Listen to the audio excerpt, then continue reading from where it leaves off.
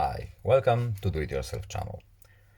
Today I will show you how to enable our extra dim mode in Samsung Galaxy S22 Ultra. To turn on our extra dim option, we first have to go to our menu in the settings options. So scroll all the way down, accessibility options right here, then visual enhancements. We need to go right here, scroll down, and here we have our extra dim option. We simply tick this box here and our screen is visibly dimmer.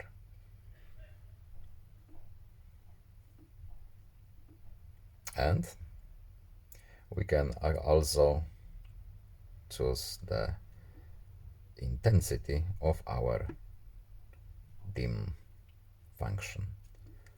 That is all. I hope this video was helpful to you. Please leave a like and subscribe. Have a nice day and see you in the next video. Goodbye.